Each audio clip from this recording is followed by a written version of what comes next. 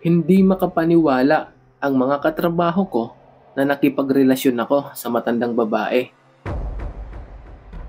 Bukod raw kasi na malayo ang agwat ng edad namin ay kulukulubot na ang mukha nito. 24 lang daw ako, samantalang 65 na ang kinakasama ko. Kaya nakakapagtaka raw talaga kung bakit ako nagkagusto sa isang matandang babae. Magandang araw po sa lahat. Ako nga pala si Rico. Gusto ko lang ibahagi sa inyo kung paano ako nagayuma at kung paano rin ako nakatakas mula sa bangungot na yon. Isa nga po pala akong construction boy. Sa edad na 24 ay kabisado ko na ang pasikot-sikot ng trabaho ko. Dahil doon ay nagustuhan agad ako ng foreman namin. Kaya tuwing meron siyang project ay di pwede na hindi ako kasama. Lalo na kapag probinsya ang gawa namin. Gusto ni foreman, kasama talaga ako. Hanggang sa dumating yung araw na napadpad kami ng Iloilo. Malaking project ang nakuha ni foreman doon. Estimated nga niya ay baka raw abutin ang gawa ng 3 taon o mahigit pa. Sa akin wala naman yon. Sa katunayan nga, excited ako makapunta ng Iloilo. Hindi pa kasi ako nakakapunta doon. Pero sa di inaasahan ay sa Iloilo rin pala mangyayari ang isang bangungot na hindi ko malilimutan. Nagkaroon po kasi kami ng suki na tindahan. Maliit na tindahan lang naman, pero kompleto yung mga paninda. Mula sa yosi, tinapay, at soft drink ay meron ang tindahan na yon. Kaya kapag petsa peligro na, ay matik, doon agad ang takbo namin ng mga construction boy. Mabait rin kasi si Rina na may-ari ng tindahan. Lahat kami ng mga katrabaho ko ay nakakautang sa mga paninda niya. Pero sa totoo lang, ako ang palaging pinagsasalita nila kapag mangungutang na. Ginagawa ng mga kasama ko yon dahil napapansin nila na kinikilig raw si Rina kapag ako ang kausap. Hindi naman kasi sa pagmamayabang, pero ako lang ang medyo may itsura. Kahit anong bilad ko sa araw ay namumula lang ako. Hindi tulad ng iba kong katrabaho na nangingitim agad kahit kunting init lang. Kaya nga minsan kung tawagin ako ng mga kasamahan ko ay Rico Tisoy. Sa katunayan nga raw ay medyo hawig ako kay Ian Veneracion. Isang araw ay nagulat ang mga katrabaho ko sa kanilang nalaman. Nabalitaan kasi nila ang tungkol sa amin ni Rina. Hindi sila makapaniwala na girlfriend ko na ang matanda na may-ari ng tindahan. Tanong nila sa akin ay bakit raw ako pumatol sa isang matanda na babae. Ayoko man sabihin pero hindi kasi kaaya-aya ang itsura ni Rina. Kung ilarawan nga ito ng mga kasamahan ko ay matandang gurang. Maedad na kasi ito at medyo nangungulubot na ang kanyang balat. Kaya nakapagtataka raw talaga kung bakit ako nakipagrelasyon sa ganong babae. Kahit ako naman sa sarili ay di ko rin alam. Basta nangyari na lang na nagkagusto ako kay Rina. Kaya minsan hindi ko na lang din pinapansin ang mga katrabaho ko. Ang mahalaga sa akin ay masaya ako habang kasama ang matandang babae na yon. Makalipas lang ilang buwan ay madalas na ako sa tindahan ni Rina. Kahit di ko kasama ang mga katrabaho ko ay nagsosolo ako na pumunta doon. Hanggang sa dumating na lang yung araw at di ko na malayan na magkasama na pala kami ni Rina sa iisang bahay. Hindi ko alam kung paano nangyari yon. Basta ang naaalala ko lang ay sinabi niya sa akin na meron siyang bahay at doon na raw ako tumira. Sa unang buwan ng aming pagsasama ay ramdam ko ang pag-aalaga ni Rina. Siya palagi ang nagluluto. Tapos pag uwi ko ng bahay galing sa trabaho ay halos wala na rin akong ginagawa. Si Rina na rin kasi ang naglalaba sa mga damit ko. Buhay prinsipe ako nun kung tutuusin. Pero kalaunan ay nagulat na lang din ako dahil biglang nag-iba ang ugali ni Rina. Ayaw niya yung nakikipag-usap ako sa ibang babae. Kahit sariling kamag-anak niya ay hindi rin pwede. May pangyayari pa nga nun na binugbog ako ni Rina dahil kinausap ko ang pinsan niyang babae. Samantalang hindi niya alam na may tinanong lang sa akin ang pinsan niya at sinagot ko lang naman ito. Pero kahit anong pananakit sa akin ni Rina ay di ko magawang bumawi sa kanya. Di ko alam basta di ako nakakaramdam ng galit o pagkamuhi kay Rina. Gusto ko siya at yun lang ang alam ko. Kaya para iwas gulo, diretso agad ako ng bahay pagkalabas ko galing ng trabaho. Yun lang ang ginagawa ko araw-araw. Makalipas ng 1 taon ay magkasama pa rin kami ni Rina sa iisang bahay. Pero kahit ganun na katagal ay hindi pa rin nawawala ang iba't ibang tanong ng mga katrabaho ko. Bakit ko raw pinatulan si Rina? Para daw akong bulag. Ba't di ko raw makita kung gaano nakakadiri ang babaeng kasama ko araw-araw?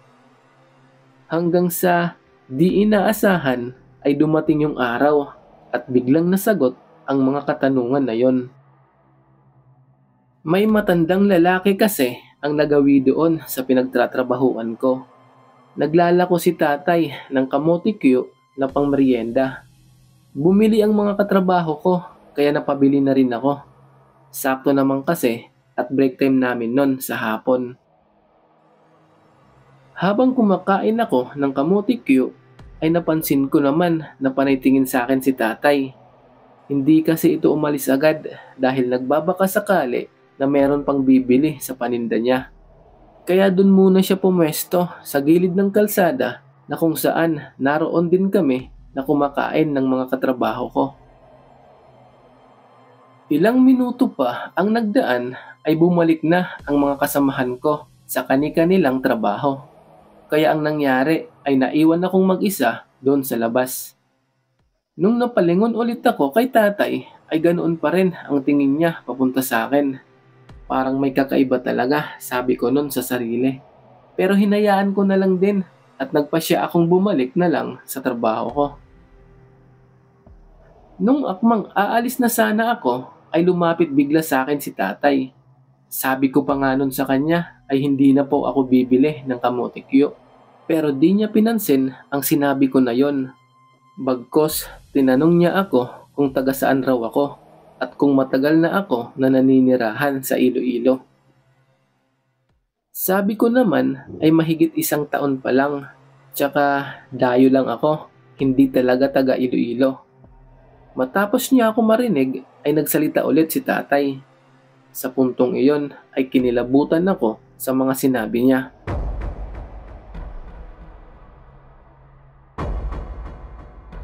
Sabi nito sa akin na ang buong katawan ko raw ay nababalot ng isang matinding gayuma.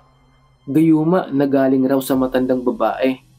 Kailangan ko raw makatakas sa gayuma na yon habang hindi pa huli ang lahat. Kasi kung hindi ay tuluyan raw akong magagayuma hanggang sa huli kong hininga. Matapos ko marinig iyon ay biglang nagtayuan ang mga balahibo ko sa batok. Kahit hindi pa malinaw ang lahat pero sari-saring takot na ang nararamdaman ko. Makikita kasi sa mukha ni tatay na seryoso ito sa mga sinasabi niya. Hanggang sa tuluyan lang ang binalot ng takot ang buo kong katawan nung nagsalita muli si tatay. Huhulaan kita, may kinakasama kang matandang babae na hindi mo pa masyadong kilala. Nung marinig ko iyon ay opo lang ang lumabas sa bibig ko. Napansin ko rin na nanginginig na ang boses ko sa mga oras na yon. Hindi ako makapaniwala na may alam tungkol kay Rina ang matanda na nagtitinda ng kamote Q. Samantalang unang beses pa lang ito nakapunta doon sa pinagtatrabahuan ko. Kaya napaka-imposible talaga kung bakit may alam siya tungkol sa amin ni Rina. Ilang sandali pa ay nagsalita ulit si tatay. Sa pagkakataong iyon ay naliwanagan na ako kung ano ba talaga ang gusto niyang iparating sa akin. Pinaliwanag niya na ang matandang babae raw na kinakasama ko ay siya mismo ang gumayuma sa buo kong katawan. Matapos kong marinig iyon ay bigla na lang nanlaki ang mga mata ko. Hindi ako makapaniwala sa sinasabi ni tatay. Gusto ko sana siya tanungin kaso bigla niyang hinawakan ang kaliwang palad ko. Tapos may inilabas siyang singlaki ng jolen na bato at saka niya idiniin sa pinakagitna ng palad ko. Dahil malakas ang pagkakadiin ni tatay ay napapikit na lang ako dahil sa sakit. Hindi rin ako makagalaw kaya hinayaan ko na lang ito at hinintay kung kailan niya ako bibitawan. Habang nakapikit naman ako ay may kung ano akong naririnig galing kay tatay. May mga binabanggit siyang salita pero hindi ko naiintindihan. Parang may ginagawa na ritual sa akin si tatay.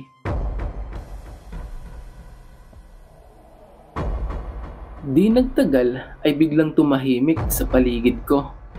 Kaya dahan-dahan kong minulat ang dalawa kong mata. Pagkabukas pa lang nito ay sinabihan agad ako ni tatay na umalis na ako sa lugar ng Iloilo. Yun lang ang sinabi niya at tuluyan na rin siyang umalis, dala-dala ang paninda niyang kamotikyo. Mayat maya pa ay nagsimula na akong mag-isip sa mga biglaan na nangyari. Hanggang sa kusa na lang akong naliwanagan nung dumating na ang oras ng uwian sa trabaho. Naroon kasi si Rina at sinusundo na ako. Pero sa pagkakataong iyon ay ayoko nang sumama sa kanya. Tsaka bigla rin pumasok sa isip ko kung bakit ako pumayag noon na magsama kami sa isang bahay. Di ako makapaniwala na ginawa ko yun. Hanggang sa unti-unti ko nang naaalala ang lahat-lahat ng mga nakaraan na nangyari na.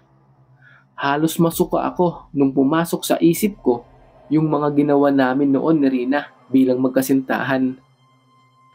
Punong-puno ng maraming tanong ang isip ko sa mga oras na yon. Bakit ganon? Bakit ganyan? Bakit ko nagawa yon?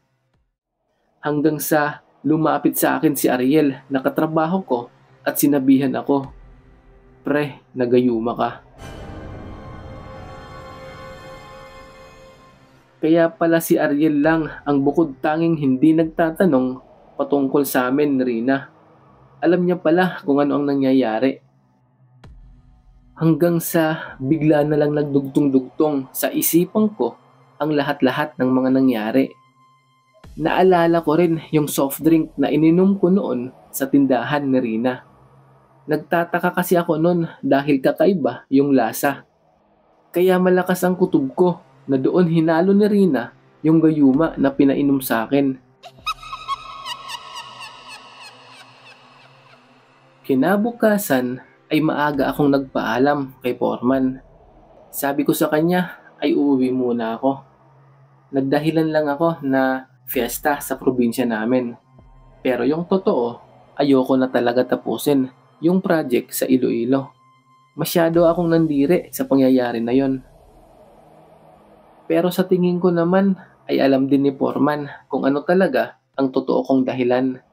Siguro nagkukunwari na lang din ito para hindi na ako pagtawanan ng mga katrabaho ko.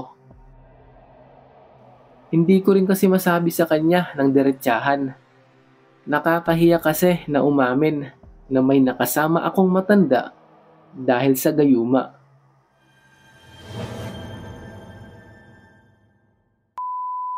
Kung nagustuhan mo ang kwentong ito, ay huwag kalimutan na mag-subscribe. Salamat!